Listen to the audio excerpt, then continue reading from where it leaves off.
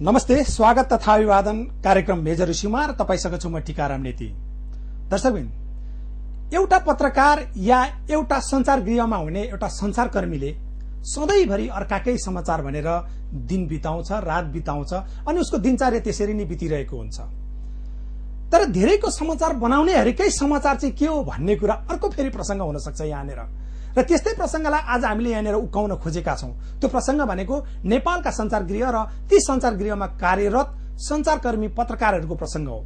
यो प्रसंग किन पनि आज आवश्यक छ भने एउटा कुनै पनि कम्पनी, एउटा कुनै पनि उद्योग खोल्नका निमित्त त्यो लगानी गर्ने मान्छेले त्यसमा मेन पावर कति हुने, कति लगानी गर्ने, त्यसबाट मेरो आम्दानी कति हो, नाफा कति हो, घाटा कति हो भन्ने कुरो सबै क्याल्कुलेसन गरेर सबै हिसाब गरेर मात्र उसले बिजनेस व्यवसाय सुरु गर्छ। तर नेपालमा एउटा यस्तो व्यवसाय, एउटा यस्तो बिजनेस सुरु गर्न साह्रै सजिलो छ जहाँ न कामदारको आवश्यकता पर्छ, न त्यसको भुक्तानीको कुनै उसले कसैसँग सम्झौता गरिरहनु पर्छ, सोझै खोलिदिए पुग्छ। त्यो भनेको संचार गृह हो, टेलिभिजन हो, त्यो भनेको पत्र पत्रिका हो, त्यो भनेको एउटा एफएम हो, या भनौं सोझै भन्दा कुनै पनि संचार माध्यम हो। र यसका सोझै यसका चपेटामा पर्ने, यसका पीडकहरू भनेका आज पत्रकारहरू रहेका छन्। यही प्रसंगमा आज तपाईहरुसँग हाम्रा समाचारहरू तपाईहरु समक्ष हामीले पुर्याउन खोजिरहेका छौं। यो एउटा हाम्रो प्रयास मात्र हो। र आजको यस कार्यक्रममा हामीले क्यानाडामा रहेर विशेष गरिकन पत्रकारिता अध्ययन गरिरहनु हुने, पीएचडी गरिरहनु हुने एकजना हामीले भानुभक्त आचार्य जो पत्रकार प्रशिक्षकको रूपमा पनि चिन्नुहुन्छ, उहाँलाई हामीले आज दमकको हिमशिखर टेलिभिजनको कार्यालयमा उहाँलाई अतिथिको रूपमा निम्ताएका छौं। स्वागत छ उहाँलाई कार्यक्रम मेजर इस्युमा, भानुभक्तजी।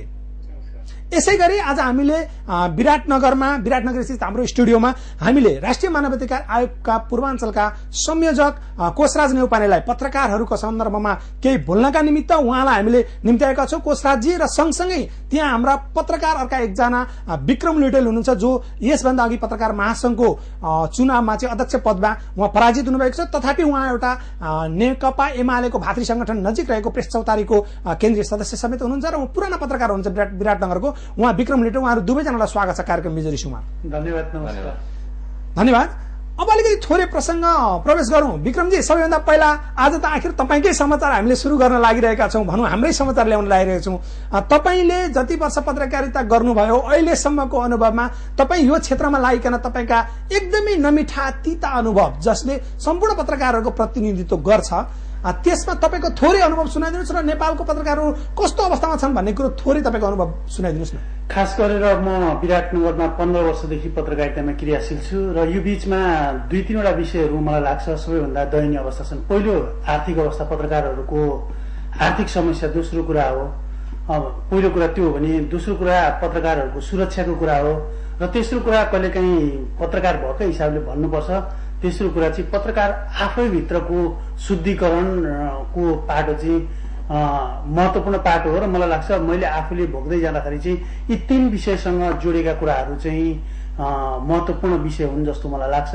र हामीले जस्तो हामीसँग के छ भने मान्छेले समाचार लेख्यो, त्यो समाचारको विषयमा चाहिँ मान्छेले प्रतिक्रिया दिने एउटा बाटो हुन्छ, त्यो बाटो चाहिँ अपनाउन सकिरहेको छैन। जस्तो हामीले 65 सालमा एउटा पत्रिमा घटना हेर्यौं, एउटा समाचार, एउटा गाई जात्रे अङ्कमा समाचार लेखेको विषयलाई लिएर त्यहाँको पत्रिकाको कार्यालयमै बन्द गरेर पत्रकारहरूलाई पिटेको अवस्था हामीले हेर्यौं। कतिपय अवस्थामा हामीले विराटनगरकै खिलाजीको प्रकरण पनि हेर्यौं। यस्ता धेरै प्रविधिहरू छन्। जस्तो 63 साल माघ 21 गते मोरङको टङ्की सिनवारीमा मधेस आन्दोलन भएको बेला म आफै पनि पीडित भएको थिएँ। खास गरेर शान्ति र्यालीमा गएको अवस्थामा अघिल्लो अङ्कमा शान्ति र्याली चाहिँ आउने र मधेसको त्यो मुभमेन्टमा चाहिँ समाचारमा सहभागी नहुने भन्ने हिसाबले हामीलाई त्यतिखेर आक्रमण गरेको थियो। यो अवस्था चाहिँ अहिलेको ट्रेन हो मलाई लाग्छ। यो 3 कुराको चाहिँ यी केही घटनाहरू भए विक्रमजी, यी केही घटनाहरू भए हामी एकदमै ताजा उसमा छौं। हाम्रो चाहिँ मानसपटलमा अहिले पनि घुमिरहेको छ, झापामा एकजना पत्रकारको केही समय अगाडि हत्या गरिएको थियो। यसरी देशमा धेरै पत्रकारहरूको हत्या गरिएको छ र यो बीचमा पनि हामीले यस्तो अवस्थामा पनि पत्रकारिता गरिरहेका छौं। र तपाईलाई मैले सोझै भन्न खोजेको के हो भने यदि तपाईले 14 वर्ष अर्कै क्षेत्रमा लगानी गर्नु भएको भए या तपाईले 14 वर्ष अहिलेसम्म पत्रकारिता जुन लगानी गर्नुभयो, तपाईले के अन्तर पाउनु भएको छ यसमा? होइन, मलाई लाग्छ म मेरो पेसाप्रति पूर्ण रूपमा सन्तुष्ट छु। यद्यपि कहिलेकाहीँ यस क्षेत्रमा लागिरहेका साथीहरू बीचको जुन एक खालको साथीहरूले गरेको गल्ती, कमी कमजोरीले गर्दा पत्रकारहरूमाथि कुटपिट हुने घटनाहरू छन्, त्यो घटनाले चाहिँ कहिलेकाहीँ मलाई पीडा बोध हुन्छ। तर के हो भने हामी यसरी नलागेको भए नेपालको पत्रकारिता यहाँसम्म आउँदैन थियो। हामीले हेरौँ 2046 सालको पत्र आन्दोलनमा चाहिँ जति पत्रकारहरूको भूमिका थियो त्यति उल्लेख्य थिएन होला, तर 62-63 हामी जतिका युवाहरू चाहिँ पत्रकारितामा नलागेको भए यो खालको अवस्था हुने थिएन। हामीले 62-63 आन्दोलनमा पत्रकारहरूकै भूमिकालाई महत्त्वपूर्ण राख्यो। त्यस हुनाले यो आन्दोलन र अहिलेको उपलब्धि, गणतन्त्रको संस्थागत उपलब्धिको कुरा गर्ने भने मलाई लाग्छ म सन्तुष्ट छु। मेरो व्यक्तिगत जीवनको कुरा गर्ने भने भिन्दै पाटो, तर देश र जनताको लागि हेर्ने हो भने चाहिँ म सन्तुष्ट छु। त्यो पक्षमा सन्तुष्ट हुनुहुन्छ, तर अन्य पक्ष भने फेरि समीक्षाको विषय बन्न सक्छ है विक्रमजी? हजुर, अन्य पक्ष बन्न सक्छ। यसमा अब कोषराजी यहाँलाई सँगसँगै भनौँ न, यहाँ मानवाधिकार क्षेत्रमा काम गरिरहनु भएको छ, यहाँ पूर्वाञ्चलको संयोजक पनि हो, सँगसँगै यहाँले भन्नुपर्दा चाहिँ अन्य क्षेत्रमा लाग्ने मान्छेहरू, पत्रकारिता क्षेत्रमा लाग्ने मान्छेहरूमा समस्या चाहिँ कतिको देख्नु भएको छ आफैभित्र? यहाँले यहाँसँग त्यस्ता उजुरहरू आइपुगेका छन् छैन, या कसरी हेरिरहनु भएको छ यहाँले? पत्रकारहरू जो हुनुहुन्छ विचार र अभिव्यक्ति स्वतन्त्रताको प्रयोग गर्ने उहाँहरू एउटा प्रतिनिधि पात्र हो हाम्रो समाजको। सूचनाको हक सम्बन्धी कुरालाई जनता समक्ष लिएर जाने हाम्रो एउटा माध्यम पनि हुनुहुन्छ र सूचनाको हक, विचार अभिव्यक्ति स्वतन्त्रता, फ्री प्रेस भनेको मानवाधिकारको एउटा एजेन्डा पनि हो। यो हिसाबले हेर्दाखेरि जहाँ उहाँले विक्रमजीले भन्नुभएको जस्तो अब भौतिक सुरक्षा, आर्थिक सुरक्षा र अन्य कुराहरूमा कतै समस्या भयो भने राष्ट्रिय मानवाधिकार आयोग समक्ष जानकारी आउने अथवा उजुरी आउने कुराहरूमा हामीले अब आफ्नो भूमिका कुरा त छँदैछन्। अब पत्रकारहरू भित्र कस्तो समस्या छन्, के छन् भन्ने कुरा चाहिँ अब हामी कहाँ राष्ट्रिय मानवाधिकार आयोगमा ती कुराहरू धेरै कम नोटिसमा आएका छन् होइन, ती कुराहरू त्यति आउँदैनन्। अब शुद्धिकरणको पाटोमा पत्रकार प्रेस चौतारीको अहिले केन्द्रीय सदस्य विक्रमजीले भन्नुभएको छ, उहाँहरूलाई पनि त्यो महसुस भएको छ जस्तो आयो उहाँको कुरा सुन्दाखेरि। आयोगमा चाहिँ यो विषयलाई भन्दा पनि बढी पत्रकारहरूको असुरक्षा, आक्रमण होइन, कतिपय अवस्थामा विस्थापन, धम्की जस्ता कुराहरू चाहिँ बढी हामी कहाँ जानकारीमा आएका छन्। तथापि यति हुँदाहुँदै धेरै पत्रकारहरूले ज्यान समेत गुमाउनु परेको छ। तर हामी यसो पनि भनिहाल्दैनौँ, धेरै पत्रकारहरूमा हामी आफै भित्रमा पनि धेरै कमजोरीहरू हुन सक्छन्। तथापि यो बीचमा एउटा नेपालको पत्रकारितालाई नजिकबाट निहालिरहनु भएको र आफू स्वयं पनि पत्रकार हुनुभएको र अहिले अन्तर्राष्ट्रिय रूपमा आफै पिएचडी गरिरहनु भएका, पत्रकारिता क्षेत्रमै लागिरहनु भएका र पिएचडी गरिरहनु भएका भानुभक्त सर हामी सँगसँगै हुनुहुन्छ। यहाँलाई पनि म थोरै प्रश्न गर्न मन लाग्यो, जस्तै नेपालको यो क्षेत्रको यो बीचमा यसरी यो भिडमा पत्रकारिता गइरहँदा, पत्रकारिता क्षेत्र र पत्रकारहरू जुधिरहँदा यहाँ अन्तर्राष्ट्रिय रूपमा फेरि यसैलाई अगाडि बढाएर लिएर जान सोचिरहनु भएको छ, गरिरहनु भएको छ। तर नेपाल र नेपालको पत्रकारितालाई कसरी हेरिरहनु भएको छ यहाँले चाहिँ? धन्यवाद टिकाजी। खासमा 2-3टा कुरा अघि विक्रमजीले उठाउनु भयो, एउटा आर्थिक सुरक्षा, भौतिक सुरक्षा र क्षमता अभिवृद्धि। अब मैले चाहिँ सुरु गर्दाखेरि क्षमता अभिवृद्धिबाट सुरु गर्छु। हजुर, पहिले त्यो मान्छे उसले तालिम अथवा कुनै शिक्षा अथवा औपचारिक अनौपचारिक कुनै शिक्षा पायो कि पाएन, अनि त्यो योग्य भएर पत्रकारिता क्षेत्रमा लाग्यो कि लागेनबाट हामीले सुरु गर्न सक्यौं भने चाहिँ हामी यो आर्थिक सुरक्षा र भौतिक सुरक्षाको पाटोमा पनि अलि अगाडि बढ्न सक्छौं। जसलाई जतिखेर मन लाग्यो त्यतिखेर पत्रकार हुन पाइन्छ कि पाइँदैन, व्यावसायिक पत्रकार हुन पाइन्छ कि पाइँदैन बाट हाम्रो प्रश्न सुरु हुन्छ। हरेक व्यक्तिलाई, हरेक नागरिकलाई यो देशमा अभिव्यक्ति स्वतन्त्रता छ। यसको मतलब यो होइन कि हरेक व्यक्ति व्यावसायिक पत्रकार हुन सक्छ भन्ने होइन। व्यावसायिक पत्रकार हुनलाई व्यावसायिक क्षमता, त्यसको दक्षता, त्यसको शैक्षिक अथवा प्राज्ञिक अनुभवहरू जरुरी छ। र ती मान्छेले कुनै अर्को ठूलो सञ्चार संस्थामा गएर 2-4 महिना, 6 महिना, 1-2 वर्षको भोलन्टियर अथवा स्वयंसेवी हिसाबले काम गरेको, त्यहाँ ट्रेनिङ लिएको, त्यो कुराहरू जरुरी छ। नेपालमा चाहिँ के भइदियो भने हामी जतिखेर मन लाग्यो त्यतिखेर पत्रकार हुन सुरु गर्यौं। पत्रकार हुँदै गर्दा अनि बीचमा तालिम अथवा औपचारिक अनौपचारिक ढंगले सिक्दै गयौं। कति पत्रकारहरू चाहिँ साँच्चीकै त्यसमा कमिटेड भएर लाग्यौं, पढ्न पनि लाग्यौं, तालिम लिन पनि लाग्यौं र त्यसबाट सिकेर त्यसलाई व्यवहारमा उतार्न पनि लाग्यौं। तर यति धेरै ठूलो एउटा जमात अथवा संख्या छ जसले त्योसम्म एक्सेस पुर्याउनै सक्दैन, आफ्नो यो शैक्षिक क्षमतालाई अघि बढाउन पनि सक्दैन। मैले नेपालभरिका करिब 70 जिल्ला म घुमेको छु यो देशमा। 70 जिल्ला घुम्दा केही पत्रकारहरू, अब भर्खरै पत्रकार हुनुभएको, द्वन्द्वबाट त्यो अर्कै परिप्रेक्ष्यबाट आउनुभएको केही पत्रकारहरूले पत्रकारहरूको छुट्टै आचार संहिता हुन्छ सर, त्यो के हो, त्यो पाउन भन्ने कुरा पनि गर्नु भएको छ। भनेपछि हामीले कहाँदेखि सुरु गर्नुपर्ने रहेछ भन्ने देखिन्छ। पत्रकार महासंघका चाहिँ अब 8000 समथिङ अहिले औपचारिक सदस्य हुनुहुन्छ। यति सानो देशमा 8-8 हजार पत्रकारहरूलाई हामीले कसरी राख्ने, यति धेरै मिडियालाई हामीले कसरी चलाउने भन्दा यसको मूल उद्देश्य भनेको हामी सक्षम पत्रकारहरू, गुणस्तरीय पत्रकारहरू उत्पादन गर्ने, उहाँहरूलाई उहाँको यो पत्रकारिताको आचार संहिता के हो, एउटा व्यावसायिक संस्था अथवा व्यावसायिक संगठनमा लाग्दा त्यसका पालन गर्नुपर्ने नियमहरू के हुन्, आचरणहरू के हुन्, कुन कुन कुरा गर्दाखेरि पीडितलाई बढी क्षति पुग्छ, कुन कुन कुरा गर्दा हामीले त्यो समाचारको भनेको यसको पूर्व जानकारी चाहिँ हुन आवश्यक छ है। यस्ता कुराहरू गर्नु आवश्यक छ। त्यहाँबाट हामी अगाडि बढ्यौँ भने पत्रकारको भौतिक सुरक्षा पनि हुन्छ र आर्थिक सुरक्षामा पनि त्यसले बल दिन्छ। विक्रमजी यहाँनिर प्रसङ्ग उकाउन। विक्रमजी 8012 जना पत्रकार अहिले पत्रकार महासंघको सदस्य हुनुहुन्छ, त्यहाँभित्र हुनुहुन्छ। यस बाहेक अरू पनि धेरै पत्रकारहरू हुनुहुन्छ।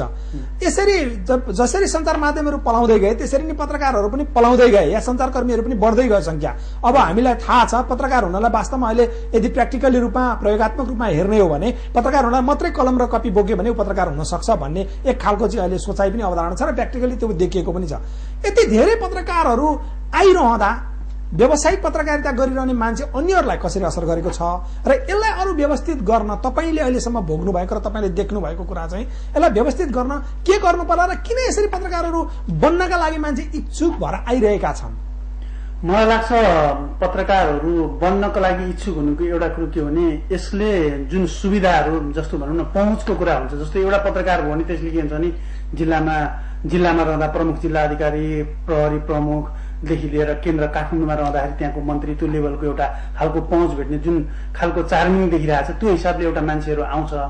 त्यो हिसाबले पनि मान्छेहरूको प्रवेश छ। तर अब यसलाई अलिकति अघि भानुभक्त सरले भने जस्तो शुद्धिकरण गर्नको लागि चाहिँ एक दुईवटा पाटोहरू हामीले देखिरहेका छौँ। जस्तो तपाईँलाई मानिलिउँ न, तपाईँकै हिमशिखर टेलिभिजन छ भने यो पोस्टको लागि यति योग्यता हो भन्ने हिसाबले तपाईँले पहिल्यै क्राइटेरिया तोक्नु भयो, त्यो अनुसारको मान्छे लिनुभयो भने त्यहीँबाट छाँटिन्छ। अहिले ठुला ठुला मिडियामा काम गर्नको लागि जस्तो देशमा नाम चलेका मिडियाहरूमा काम गर्नको लागि एउटा निश्चित मापदण्ड त्यो मिडियाले लिन्छ कम्तीमा। यहाँलाई मैले त्यही सोधिरहेको छु, निश्चित मापदण्ड हुन्छ तर भएन।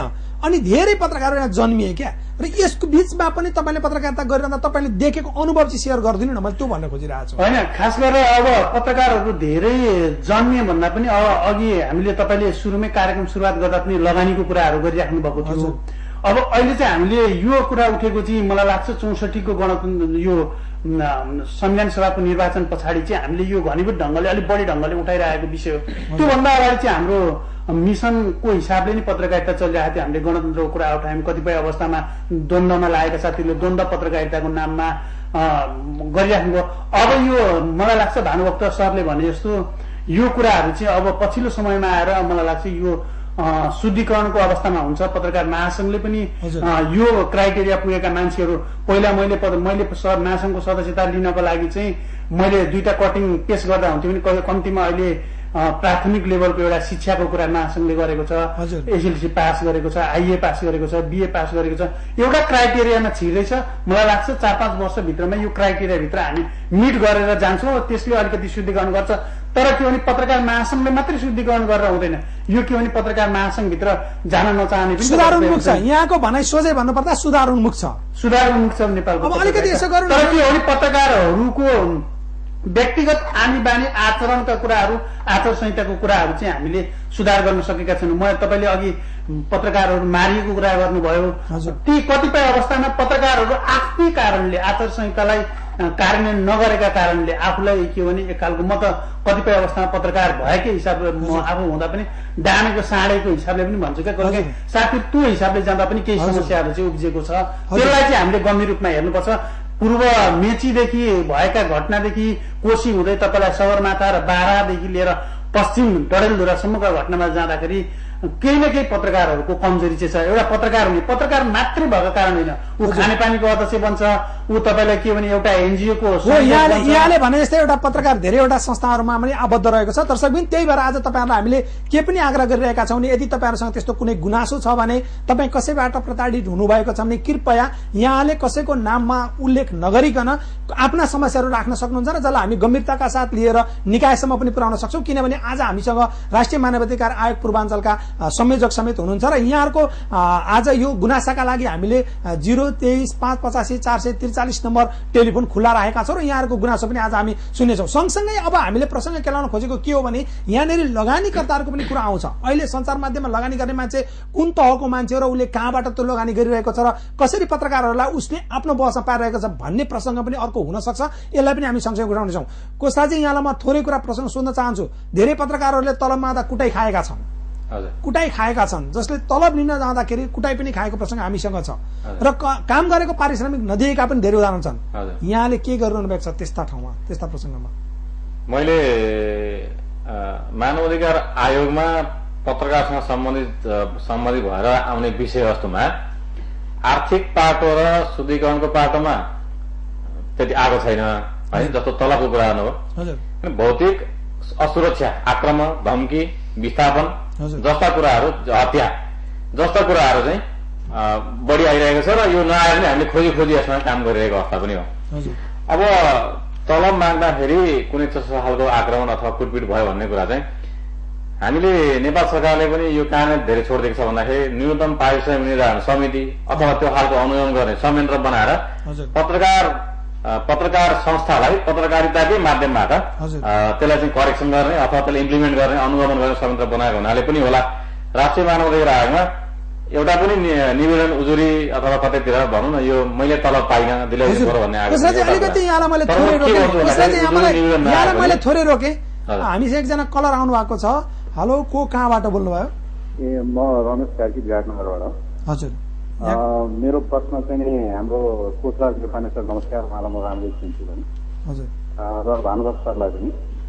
अहिले भर्खर भानुभक्त सरले उल्लेख गरेको कुराहरू वास्तवमा एकदमै सही मैले ठानेको छु। किन भन्दाखेरि ट्रेनिङ भन्ने कुरा चाहिँ एकदमै जरुरी छ, जसले चाहिँ तपाईँको चाहिँ training is the process for education which both mind and body are work under exercise discipline भन्छौँ हामी। मैले देखेको कुरा चाहिँ के छ भन्नुहुन्छ भने उहाँले भन्नुभयो भने आर्थिक, भौतिक र तालिमका कुराहरू जो गर्नुभयो त्यो वास्तविक एकदम सही पनि छ। अहिले देखिएको समस्या के छ भन्नुहुन्छ भने पत्रकार जगतमा हुन त अब पत्रकारले गर्दाखेरि नै देशमा धेरै ठुला तपाईँको चाहिँ भनौँ न राम्रा पक्षका कुराहरू पनि। कृपया यहाँको ठ्याक्कै जिज्ञासा या प्रश्न के हो त्यो? हजुर, कृपया यहाँको प्रश्न या जिज्ञासा मेरो प्रश्न चाहिँ के छ भन्नुहुन्छ भने नेपालमा जुन हिसाब किताब व्यवसायीकरण भएर जुन चाहिँ पत्रकारिता जगत अगाडि बढिरहेको छ र यो चाहिँ एकदमै तपाईँको समस्याको क्वालिटीको हिसाब भन्दा पनि एकदमै क्वान्टिटीको हिसाबमा बढी छ। अनि यसको मापदण्ड पनि तपाईँको सही देखिँदैन। मेरो कसैसँग विश्लेषण होइन, व्यक्तिगत होइन, तर समाचार सम्प्रेषण गर्ने बेलामा चाहिँ हामी देख्छौँ त्यहाँनिर कुनै पूर्वाग्रह अथवा केही राखेर व्यक्तिगत आफ्नो सोच राखेर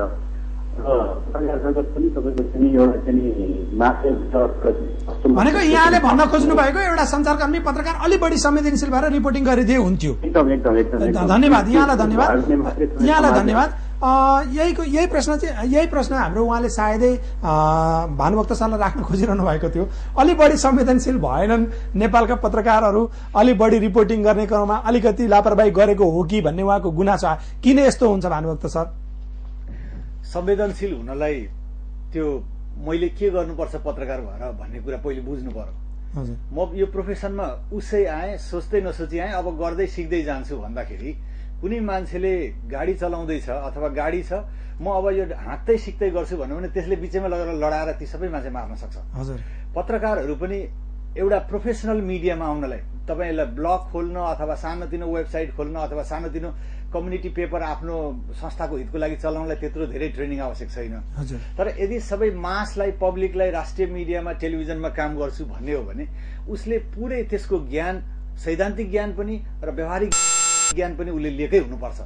त्यो भयो भने मात्रै हामी, जस्तै अहिले उहाँले भन्नुभयो सतही समाचार भन्नु, सतही समाचार किन आउँछ भन्दा गहिरिएर जाने त स्किल हुनु पर्यो नि, त्यसै आउने र गहिरिएर जाने समाचार। इनडेप्थ रिपोर्टिङको लागि उसको लागि धैर्य हुनु पर्यो, त्यसमा लगानी हुनु पर्यो, टिमले सपोर्ट गर्नु पर्यो। अब आज यहाँ जो औपचारिक कार्यक्रम हुन्छन्, जसले प्रेस विज्ञप्ति बनाउँछ, जसको चाहिँ प्रेस स्टेटमेन्ट आउँछ, ती कुराहरू चाहिँ इमिडिएट समाचार हुन्छन्।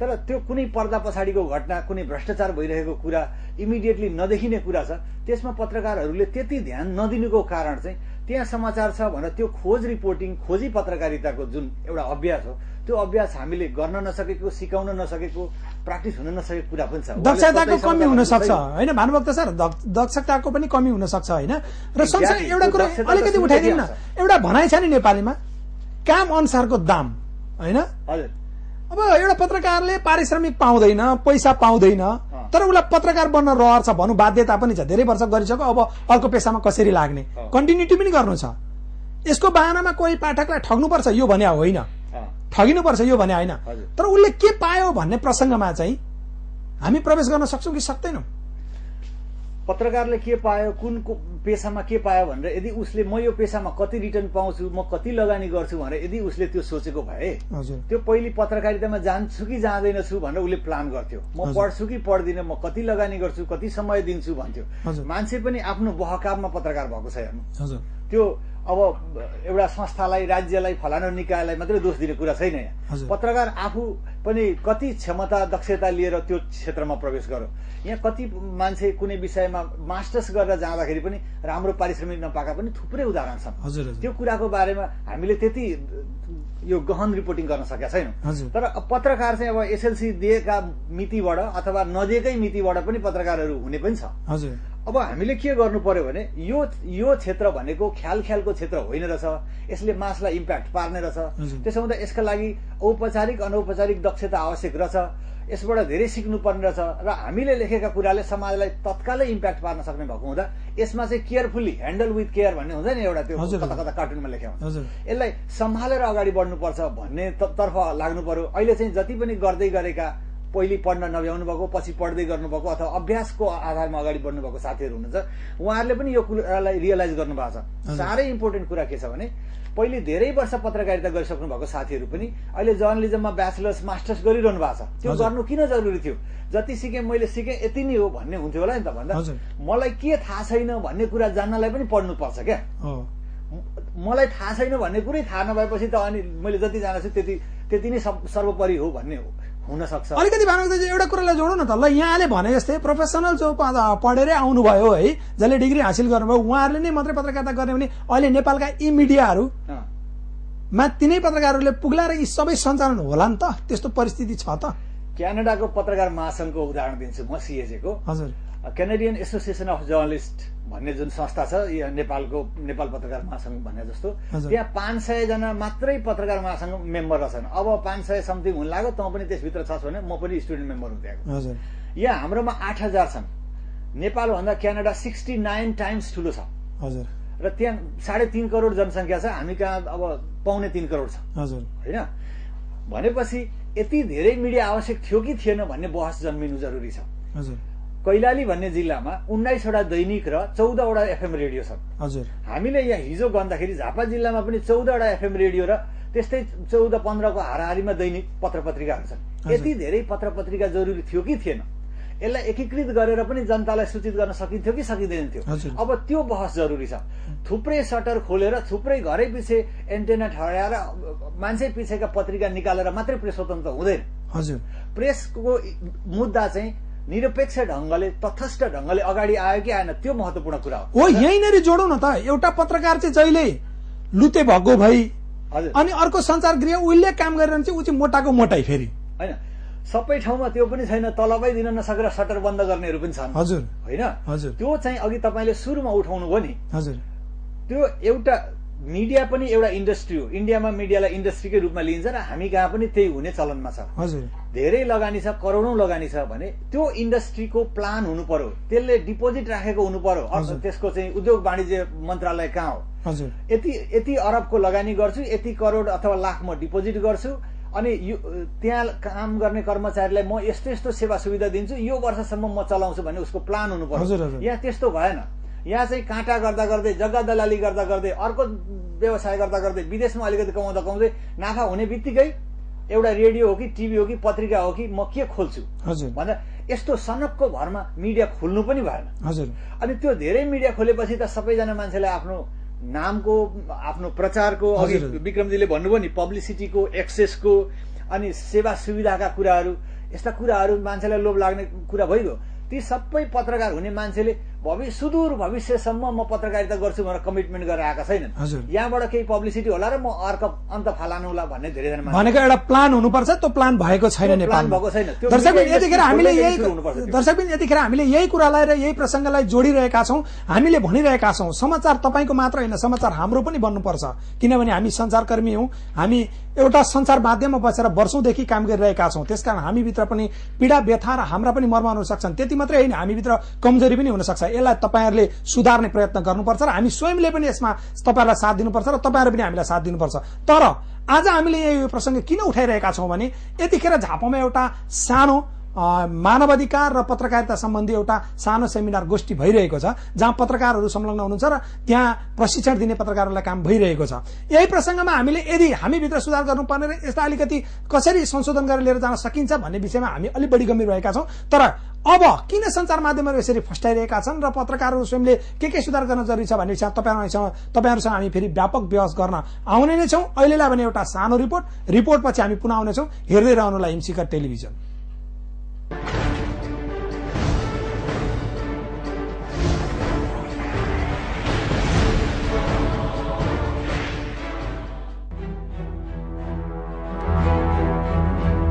दक्षिण एसियाको पत्रकारिताको इतिहासमा अग्रपंक्तिमा रहेको नेपाली पत्रकारिता पटक पटक निशानामा पर्दा झन समस्याग्रस्त छ। अन्तर्राष्ट्रिय स्तरमा पत्रकारिता शुरू भएको 442 वर्षपछि नेपालमा सन् 1898 मा सुधासागर मासिकका रूपमा पत्रिका प्रकाशन भएको मानिएको छ। तर आधिकारिक रूपमा भने विक्रम सम्वत 1958 वैशाख 24 गतेदेखि साप्ताहिक रूपमा प्रकाशन शुरू भएको गोर्खा पत्रलाई नै लिने गरिएको छ। यसरी गोर्खा पत्रबाट शुरू भएको नेपाली पत्रकारिता पछिल्लो क्रममा रेडियो, एफएम, टेलिभिजन र अनलाइन हुँदै जुन किसिमको सञ्चार गृहको बाढी आएको छ, त्यो अनुरूपको व्यावसायिकता नझल्कदा कति अवस्थामा पत्रकार आफै पनि निशानामा पर्दै आएका छन्। यो रेडियो नेपाल हो। साँझ 7 बजेको समाचारमा स्वागत छ। अब समाचार विस्तारमा।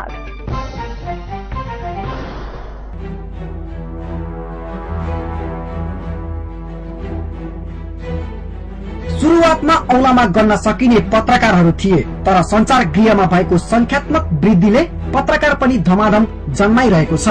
अहिले त घरै पछि पत्रकार छन् भन्दा फरक नपर्ला। नेपाल पत्रकार महासंघको तथ्याङ्क अनुसार अहिले महासंघमा आबद्ध भएका पत्रकारको संख्या 8013 छ।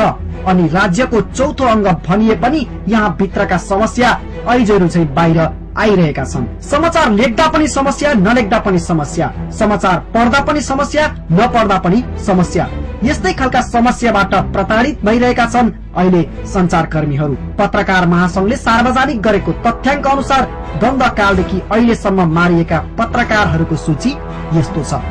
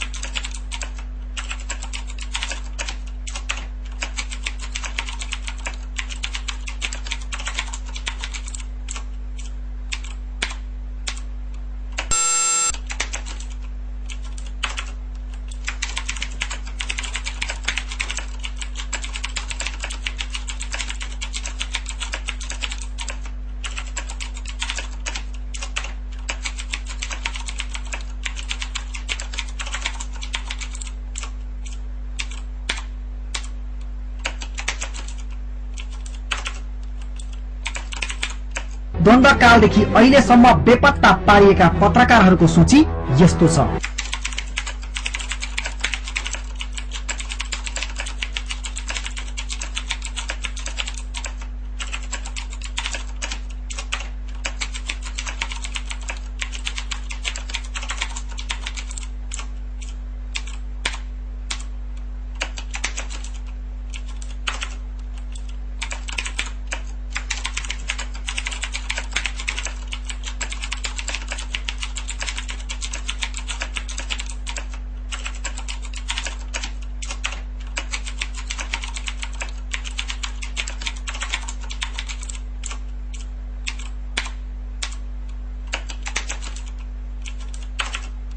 यो तथ्याङ्क हेर्दा लाग्छ नेपालमा सञ्चारकर्मीहरू कुनै पक्षबाट सुरक्षित छैनन्। कतिपय स्थानमा त पत्रकारले आफूले चाहेर पनि समाचार संकलन र सम्प्रेषण गर्न जाने अवस्था नै छैन। कतै मारिने डर अनि कतै चाहिँ कानुनी अडचन। यस्तो अवस्थाका बीच पनि पत्रकारले विचलित नभई काम गर्दा पनि विविध समस्याको सामना गर्नु परिरहेको छ।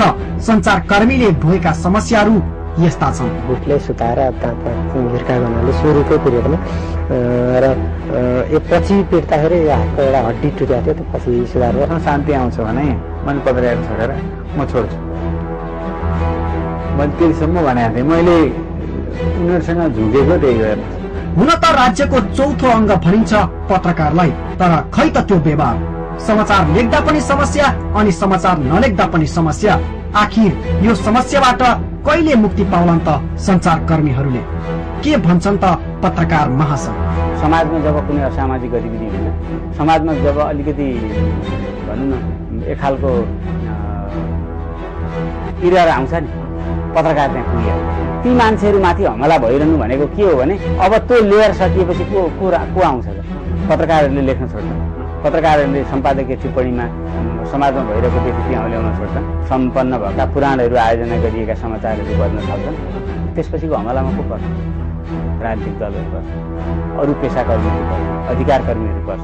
यो वाल भत्किँदा पनि समाजलाई चासो भएन, अरूलाई चासो भएन भने त मेरो विचारमा यसको परिणाम त दुर्भाग्यपूर्ण। पत्रकारिता जगतमा अर्को दुःखद पाटोलाई केलाउने हो भने पारिश्रमिक पनि पर्न आउँछ। सरकारले न्यूनतम पारिश्रमिक तोकेको भए पनि 60% सञ्चारकर्मीले पारिश्रमिक पाएका छैनन्। सञ्चारकर्मीहरू मकैमा घुन पिसिए झै पिसिएका छन्। यसरी कहिलेसम्म चल्ला? आखिर कहिलेसम्म? अनि पत्रकारिता आफैमा कमजोर हो कि कमजोर पारिएको हो? यसको जवाब कसले दिने? कसले? कतिपय ठाउँमा पत्रकारकै कमजोरीको कारण पनि विभिन्न समस्याहरू जन्मिएका छन् भन्दा फरक नपर्ला। पत्रकारकै स्वयं कमजोरीका कारण व्यवस्थाको लिस्टमा परेको नेपाली पत्रकारिताले आफै भित्रको कमजोरी केलाउँदै नजाने हो भने यसले देशको भविष्य कता लैजाला यसै भन्न सक्ने अवस्था छैन।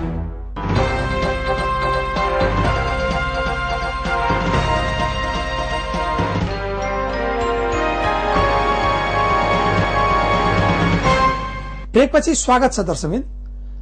आज हामीले प्रसंग यहाँ पत्रकार, पत्रकारिता र यसभित्र रूममा लिएका अन्य विषयहरूसँग हामीले बहस गरिरहेका छौं र यहाँहरूलाई पनि हाम्रा पीडा र यहाँहरूका पीडा पनि सँगसँगै सुनाउने र सुन्ने मौका दिइरहेका छौं र लिइ पनि रहेका छौं। र यहाँनिर के छ भने दक्षिण एसियामा यदि पत्रकारिताको इतिहास हेर्ने हो भने 100 वर्ष नागेको इतिहासमा नेपाल पनि पर्छ र त्यतिखेर जम्मा 100 वर्ष अघि 4वटा पेपरहरू निक्लिन्थे, 4वटा अखबारहरू निस्किन्थे। ती मध्ये 3वटा भारतबाट र एउटा नेपालबाट निस्कन्थ्यो, 5वटा निस्कन्थ्यो र 5वटा मध्ये भारतबाट 4वटा र एउटा नेपालबाट, जुन गोर्खापत्र थियो। यति लामो इतिहास बोकेको पत्रकारिता क्षेत्र तर पनि आज व्यवस्थित हुन सकिरहेको छैन। कमजोरी कसको? यसलाई केलाउन आवश्यक छ। यहाँ पत्रकारहरू संगठित हुने नाममा विभिन्न जातीय वर्गीय संगठनहरू पनि उत्तिकै यतिखेर पलाउन थालेका छन्। संचार गृहको त कुरै नगरौं। त्यसपछि सँगसँगै पत्रकार महासंघले पनि वास्तवमै आज पत्रकारहरू भित्रको इच्छालाई कति बुझ्न सकेको छ छैन, यो अर्को समीक्षाको विषय फेरि बन्न सक्छ। यहाँनिर न्यूनतम पारिश्रमिक निर्धारण समिति पनि गठन भएको नभएको होइन, भएकै थियो, तर पनि त्यसले खासै माखो मार्न सकेन। बरु एउटा तथ्याङ्क सार्वजनिक गर्यो, 60% पत्रकारहरू नेपालमा पारिश्रमिक नै नलिकन, पैसै नलिकन आफ्नो काम गरिरहेका छन्। यो पक्कै पनि दुःख लाग्दो हो। तर कसैले पैसा या पारिश्रमिक नपाएकै भरमा पाठकहरूले गलत सूचना पाउनुपर्छ, यसको विरोधी म पनि हुँ, तपाई पनि हो र सबैजना हो। तर भइरहेको छ यस्तै पनि, यसलाई हामीले सुधार्न आवश्यक छ।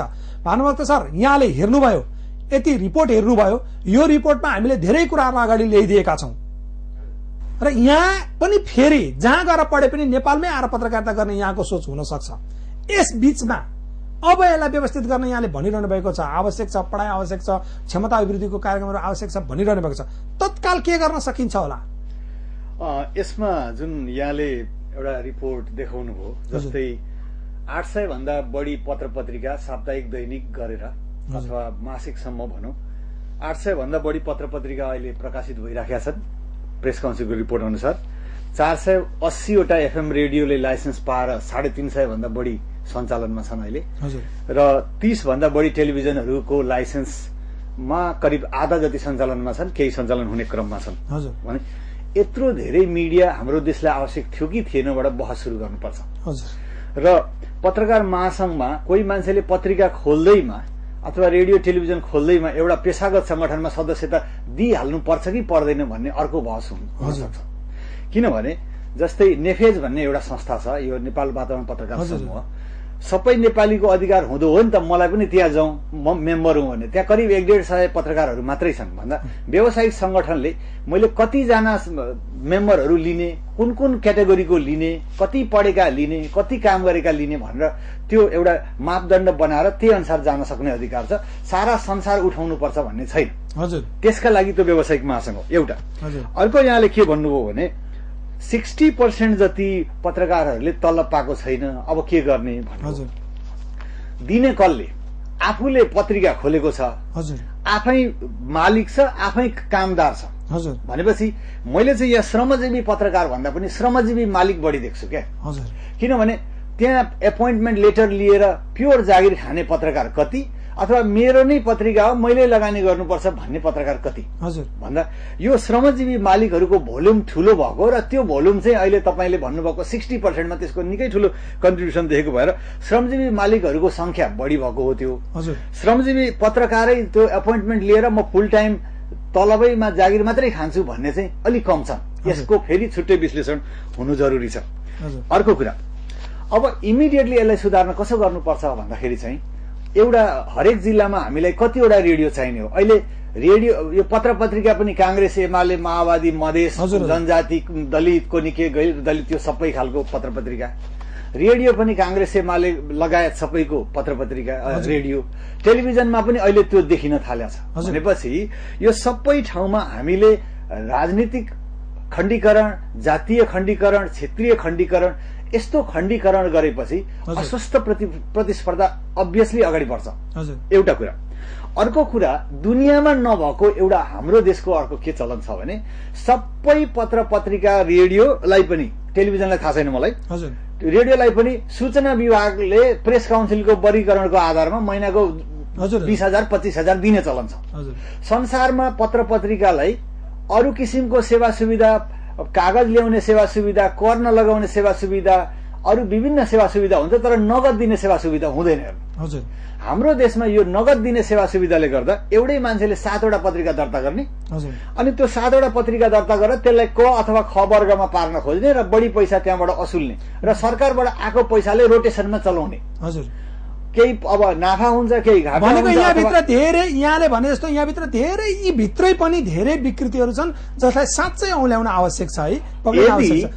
यदि सूचना विभागको त्यो पैसा बन्द गरेर त्यसलाई पत्रकारको क्षमता अभिवृद्धिमा लगाउने हो भने मार्केटमा जो मार्केटको विज्ञापनले अथवा मार्केटको सपोर्टले जल्न सक्छन्, जति बाँच्छन् तीबाट व्यावसायिक पत्रकारिता सम्भव छ। हजुर विक्रमजी, अब यहाँसँग जोडौँ न अलिकति। उहाँले भने जस्तै नेपालमा अहिले वास्तवमा जति सञ्चार माध्यमहरू जसरी आइरहेका छन् त्यसरी नै पत्रकार पनि आएर छन्। पत्रकार हुनको लागि केही हुनु पर्दैन, अघि यहाँले पनि भन्नुभयो है।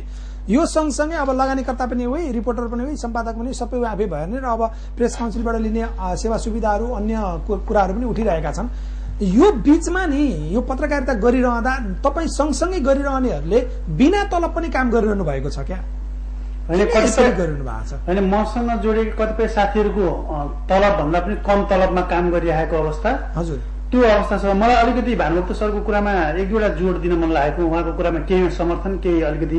जस्तो नेपालमा कति मिडिया आवश्यक थियो कि थिएन भन्ने कुरा चाहिँ र लगानीकर्ताको हामी स्रोतको कुरा गरिरहेका छौँ नि, यो कुरो सही छ। तर एउटा कुरो के भने हामीले प्रेस तथा अभिव्यक्ति स्वतन्त्रतासँग जोडेर पनि कहिलेकाहीँ मिडियाहरूलाई हेर्छौँ। त्यसो हुनाले राज्यले के भन्नु भन्दाखेरि पत्रिका खोल्ने, के अरे दर्ता गरेको दर्ता खारिज नगर्ने भन्ने कुरा गरौँ।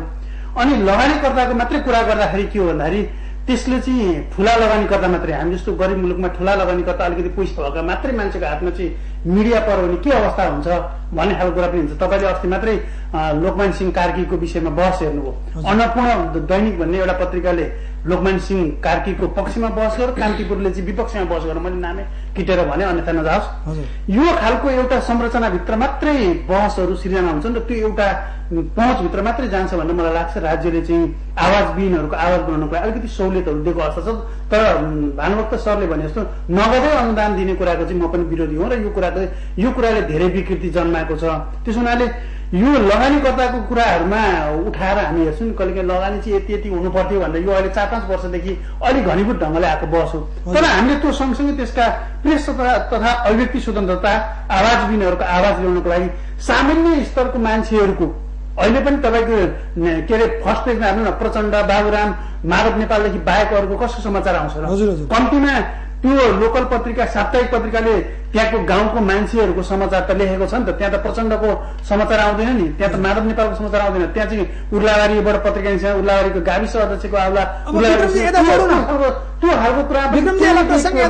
आवाजविहीनहरूको आवाज चाहिँ सञ्चार माध्यम हो, यो सबैले स्वीकार गर्छन् है। तर आवाजविहीनहरूको आवाज चाहिँ सञ्चार माध्यम बन्यो भने सञ्चार माध्यममा कार्यरत सञ्चारकर्मीहरूको आवाज त पत्रकार महासंघ भनेर बुझिन्छ है। बुझ्दा पत्रकार महासंघ प्रति जुन खालको काम गरिरहेको छ पत्रकार महासंघले, आम पत्रकारहरूले चाहिँ 60% चाहिँ पैसा नलिकन काम गरिरहेको अवस्थाका सन्दर्भमा तपाईँ त्यहाँको एकपटकको पत्रकार महासंघको त्यहाँको अध्यक्षको पदमा पनि तपाईँ दावेदार हुनुहुन्थ्यो है, र तपाईँ अहिले पनि इन्ट्रेस्टेड हो, भोलि पनि हुन सक्छ है, हिजो पनि थियो, हामी सँगसँगै हुन सक्छौँ। तर यसमा सँगसँगै जुन काम गरिरहेको छ नि यसप्रति के हामी सन्तुष्ट छौँ त? जस्तो पत्रकार महासंघले जति ढङ्गले काम गर्नुपर्ने हो त्यो देशव्यापी रूपमा गर्न सकेको छैन। तर के हो भने हामी पत्रकार भित्रै कमजोरी छ। अघि भानुभक्त सरले भने नि श्रमजीवी मालिक। अनि हामीले गरिरहेको पत्रिकामा म एउटा पत्रकारको नेताको रूपमा काम गर्ने, अनि मैले चलाइरहेको मिडियामा चाहिँ पत्रकारले पाए कि पाएन भनेर चाहिँ हामीले कहिले पनि त्यहाँभित्र बहस गरेन। र मलाई लाग्छ नेपालमा मोरङ जिल्ला, झापा जिल्ला अथवा देशव्यापी रूपमा पत्रकारको नेता भनिएका हामी जस्ता मान्छेहरू छौँ। ती मान्छेहरूले चलाएको मिडिया हाउसमा चाहिँ कम्ती पत्रकारहरूले न्यूनतम पारिश्रमिक दिनुपर्छ भनेर अभियान चलायो भने मलाई लाग्छ यो सबै घटेर जान्छ। तर अभियान चलायो भने कि यसको नेतृत्व गरेर तपाईँ अगाडि बढ्ने भन्ने कुरा हो क्या यहाँनिर? अभियान चलायो भने भन्ने कुरा हाम्रो जस्तो तपाईँलाई म एउटा उदाहरण दिउँ। म विराटनगरमा रहेर एउटा रेडियो पूर्वेली आवाज भन्ने रेडियोमा पनि प्रमुखको रूपमा काम गरेको छु। त्यहाँ मैले कम्ती पत्रकारहरूलाई 7,228 न्यूनतम पारिश्रमिक दिनुपर्छ भन्ने हिसाबले मैले त्यहाँ रेडियोबाट अभियान चलाएको छु। मबाट कुरा गर्नु चाहिँ म आफू क्लियर रूपमा छु, तर सबै कुराहरू कार्यान्वयन गर्न गाह्रो होला कतिपय अवस्थामा। तर अघि यो हामीले लगानीकर्ताहरूको कुरा गरिरहेका छौँ, यो विषय चाहिँ अलिकति समीक्षाको विषय हुन सक्छ। तर यो विषयहरू समीक्षा गरेर पत्रकार आफै भित्रबाट चाहिँ अलिकति अगाडि बढ्नु पर्यो। त्यो हुन सक्यो भने चाहिँ के हुन सक्छ? तर पत्रकार पनि बन्ने, शिक्षक पनि बन्ने, पत्रकार पनि बन्ने, प्राध्यापक पनि बन्ने, पत्रकार पनि बन्ने, व्यापारी पनि बन्ने, चारतिर हात लगाउनु हुँदा समस्या चाहिँ एउटै मात्र व्यवसाय गर्यो भने अहिले पनि एउटा राम्रो पत्रकारले महिनामा 15-20 हजार रुपियाँ सहजै कमाउन सक्छ। नेपालको आर्थिक अवस्थालाई निहालेर चाहिँ हामीले काम गर्नुपर्छ। तपाईँ आर्थिक अवस्था नेपालको के छ त्यो सन्दर्भमा जोडेर तपाईँले यो प्रसङ्गलाई यहाँसँग जोडौँ। एउटा पत्रकारले सूचना दिने बाहनामा या कुनै सञ्चार माध्यममा काम गर्ने बाहनामा आफूले पारिश्रमिक पाएको छैन भनेर कम असल खालका समाचारहरू या भनौँ भरपर्दा समाचारहरू नहुने या अर्कालाई ठेस पुग्ने खालका समाचारहरू प्रशस्त अगाडि आएका छन्, जहाँ इन्भेस्टिगेटिभ जुन अध्ययन गर्नु पर्थ्यो, जुन अनुसन्धान गर्नु पर्थ्यो त्यो नगरिकन पनि धेरै आएका छन्।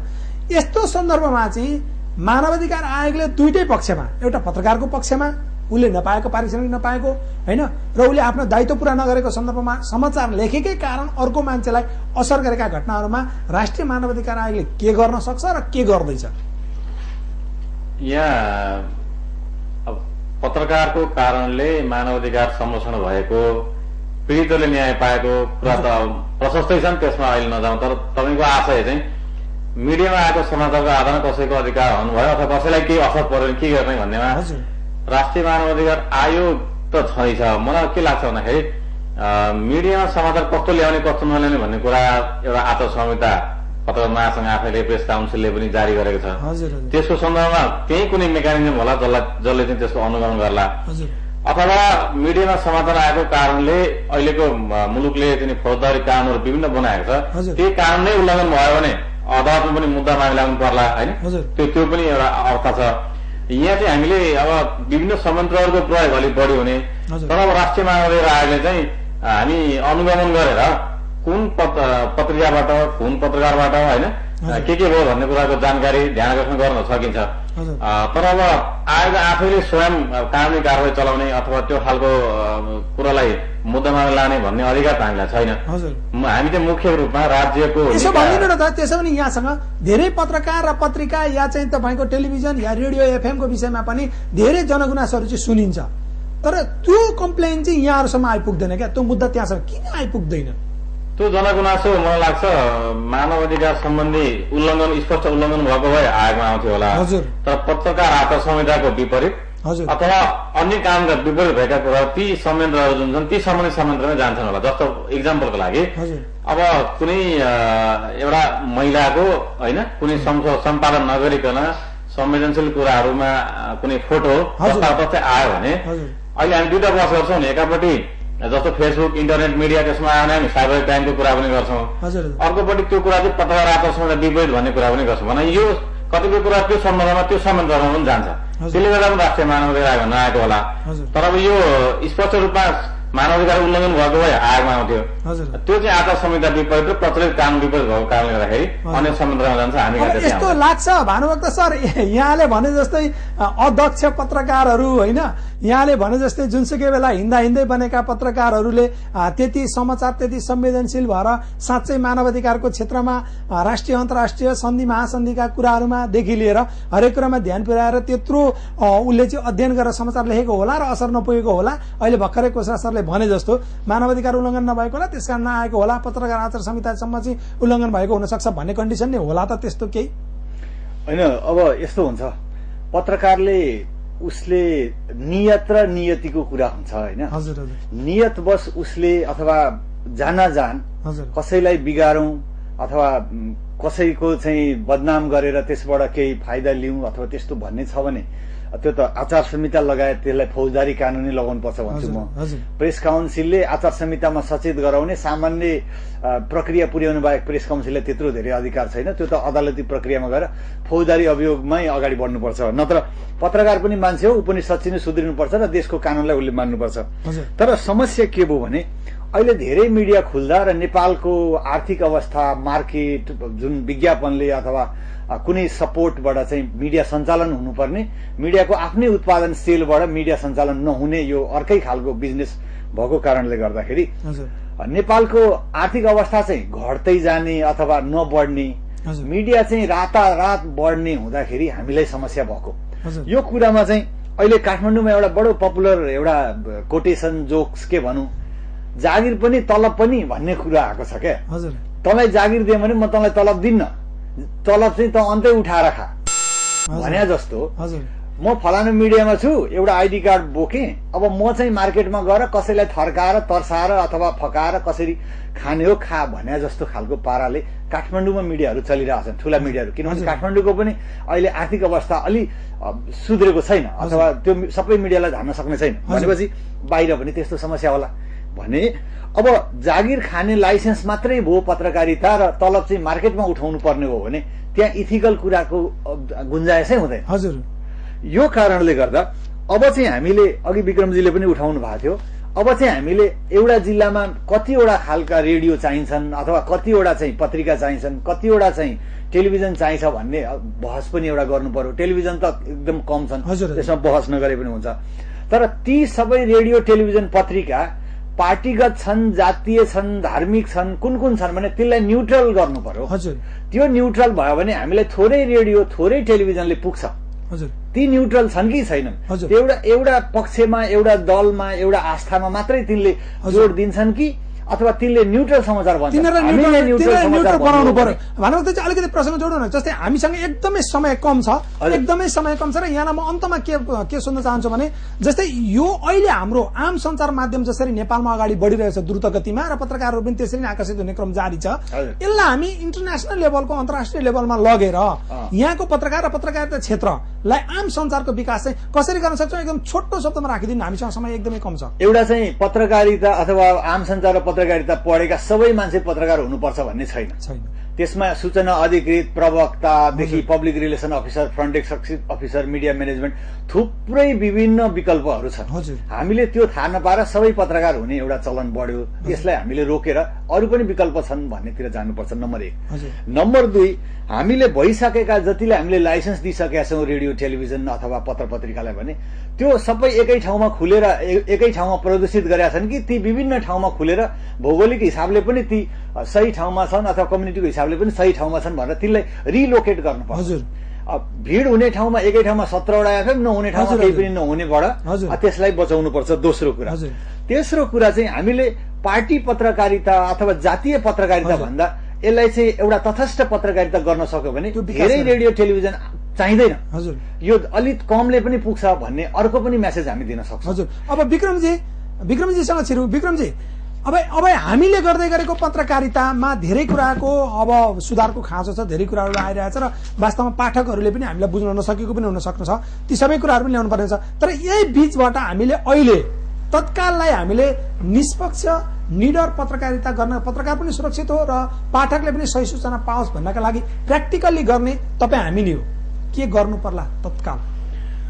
पहिलो कुरो के हो नि, पत्रकारहरूलाई आर्थिक रूपमा सबल बनाउने कुरा चाहिँ महत्वपूर्ण पाठ हो। अहिले पनि पत्रकार महासंघले 7,228 रुपियाँ भनेर जुन खालको अभियान चलाएको छ यो बन्द गरेर पत्रकारहरूलाई आर्थिक रूपमा सबल बनाउनु पर्यो। कि क्षमता अभिवृद्धिको कुरा त छँदैछ, यसलाई पत्रकारहरूलाई आर्थिक रूपले सबल बनाउने कुरा चाहिँ सबैभन्दा महत्वपूर्ण पाठ हो। र अनि अब के हो भने पत्रकारहरूलाई तटस्थ बनाउनुको लागि, जस्तो अब म पनि एउटा प्रेस चौतारीको केन्द्रीय सदस्य भएको हिसाबले तटस्थता गर्न सकिन्छ। तर अब अहिले नै नेपालको सन्दर्भमा मलाई के लाग्छ भने विचार शून्य भएर पत्रकारिता गर्न निकै गाह्रो छ। त्यसो हुनाले अझै 2-4 वर्ष यो विचार शून्य हुने अवस्था चाहिँ छैन। त्यसो हुनाले यसलाई अझै परिमार्जित ढङ्गले अगाडि बढाउनु पाटो चाहिँ महत्वपूर्ण पाटो।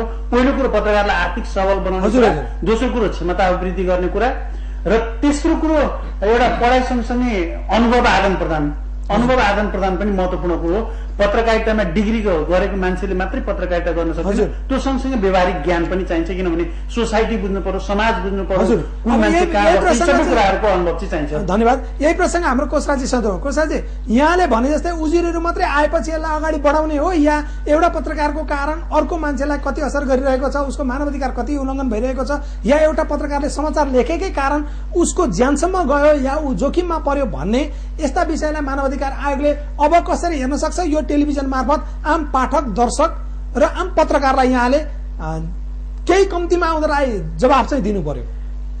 पत्रकारको भौतिक असुरक्षा जस्ता कुराहरू जुन चाहिँ प्रेस स्वतन्त्रतासँग जोडिएर हुन्छ भने राष्ट्रिय मानवाधिकार आयोग त्यसमा उजुरी पर्खिँदैन होइन, आफू स्वयं त्यसको जानकारी लिएर छानबिन अगाडि बढ्छ। त्यो गरेको छ विगतमा पनि, भविष्यमा पनि त्यही हुन्छ। अब जहाँ पारिश्रमिकको कुराहरू आयो, आचार संहिताको कुराहरू आयो, मुलुकले के गरेको छ भन्दाखेरि त्यस्ता कुराहरूलाई राष्ट्रिय मानवाधिकार आयोगलाई भन्दा अन्य निकायहरूलाई सबल बनाएको छ, त्यो हेर्ने मेकानिजम बनाएको छ। त्यसले गर्दाखेरि हामीले सबैले स्वीकारेको, पत्रकारले पनि स्वीकारेको, अब त्यसमा सरकारले पनि स्वीकारेको स्थिति भएको हुनाले हामीहरूले कम अरू निकायहरूले गर्दाखेरि प्रभाव गरे हुन्छ भन्ने कुराले हामीले अलिकति कम चासो दिनु परेको। यसमा यहाँले जुन न्यूनतम पारिश्रमिक र यो तलबमा अलिक बढी जोड दिनुभएको हुनाले मलाई के लाग्छ भन्दाखेरि एउटा फ्याक्ट्रीमा मजदुरको तलब 8,000 तोकिन्छ, त्यो तुरुन्तै लागू भएर जान्छ। तर हामी न्यूनतम पारिश्रमिक समितिले पत्रकारको बारेमा गर्दाखेरि किन लागू भएन भन्ने कुराको अलिकति खोजनीति चाहिँ गर्नु पर्यो। र यो मलाई के लाग्छ भने यहाँ अब उतापट्टि चाहिँ फ्याक्ट्रीका मजदुरले ट्रेड युनियन राइटको प्रयोग गरेर त्यो भएको हो कि एक्सर्साइज गरेर त्यो लागू भएको हो कि, र हामीले चाहिँ ट्रेड युनियन राइट जस्तै कुराहरू प्रयोग नगरेको हो कि? हजुर कोषराज, हामीसँग एकदमै समय कम छ, त्यही भएर यहाँलाई मैले जोड दिन चाहिरहेको छु। एउटा चाहिँ पत्रकारको कारण अर्को एउटा पाठक या दर्शकलाई चाहिँ असर गर्यो भने सोझै के गर्न सक्छन् उनीहरूले भनिदिनु न। मुलुकको कानून अनुसार त्यो एउटा उपचारको बाटो छ। मैले अघि पनि भने पत्रकारले कसैको माननीय गरेको भए गाली बेइज्जती होइन, पत्रकारले कसैको अब गोपनीयताको हक उल्लङ्घन गरेको भए गोपनीयताको कुराहरूमा, त्यो कुराहरूमा हामी कानून बनाउँछौँ, हामी प्रहरी अदालतमा जान सकिन्छ। अब आचार संहिताको उल्लङ्घन गरेको हो र त्यो चाहिँ अनुशासनको कुराहरू हो भने प्रेस काउन्सिलमा जान पनि सकिन्छ। हस् त, यहाँलाई पनि धन्यवाद। दर्शकवृन्द, आज वास्तवमा हामीले यो मेजर इस्युमा हिमशिखर टेलिभिजन मार्फत हामी भित्रकै पीडा, हामी भित्रकै कमजोरी, भनौँ सुधारका पक्षका बाटाहरू या हामी भित्रका विभिन्न समस्याहरू र तपाईहरूसँग पनि भएका समस्याहरूको विषयलाई हामीले अत्यन्तै समीक्षात्मक तरिकाले समीक्षा गरेका छौं। र यसको ध्येय भनेको के हो भने अब तपाईहरुका उजुरी सोझै हामी समक्ष पनि आउनुपर्छ र निश्चित ठाउँमा पनि पुग्नुपर्छ र हाम्रा कुराहरू पनि अब सुनवाई हुनुपर्छ। किनभने धेरै वर्षको लामो इतिहास पत्रकारिताले नेपालमा पार गरिसकेको छ, तर तपाईँ हामी जिउका तिउँ छौं। यसलाई राज्य, सम्बन्धित निकाय, पत्रकार महासंघ र पत्रकार महासंघका छत्रछायामा रहेका अरू महासंघ र अन्य संघ संस्थाहरूले पनि पत्रकारसँग सम्बन्धित अन्य संघ संस्थाहरूले पनि बेलैमा गम्भीर बनेर यसको उचित समाधान ननिकाल्ने हो भने अहिले हामीले बहस गरे भन्दा अझ बढी यसलाई अझ बढी संवेदनशील हुन नसक्ला भन्न सकिन्न। संवेदनशील हुने अवस्था पनि उत्तिकै प्रगाढ भइरहेको छ, तर यसमा तपाईँ हामी र सबै सचेत हुन पनि जरुरी छ। हवस् त, नमस्ते, धन्यवाद। आजको कार्यक्रममा म टीकाराम नेती सहित आजका हाम्रो सम्पूर्ण अतिथिहरू सहित सबैलाई बिदा दिनुहोस्। हवस् त, नमस्ते।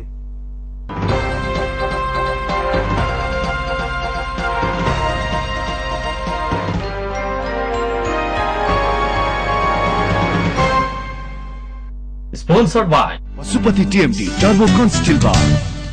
नेपालको पहिलो स्ल्याग सिमेन्ट सेन्चुरी 53 MPa नै प्रयोग गरौँ। Vijon Feather Touch Hair Removal Cream।